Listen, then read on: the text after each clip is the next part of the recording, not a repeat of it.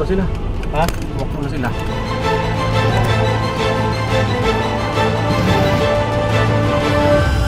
Mag-best friend na menor de edad sa Caloocan City, business-minded. Pero ang pinasok nilang negosyo, kakaiba at nakakaalarma. Naka-receive kami ng tip na merong mga binubugaw. Ang siste, niyayaya nilang magbiryenda ang mga kaibigan, yung pala, pang-akit lang ito na sumama ang mga kapwa-bata.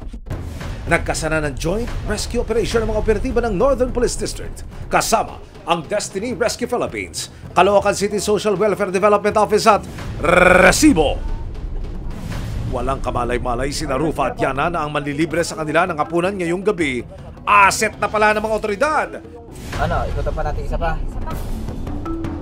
Ilang sandali pa. Walk na sila. Ha? Walk na sila. Nasaan na yung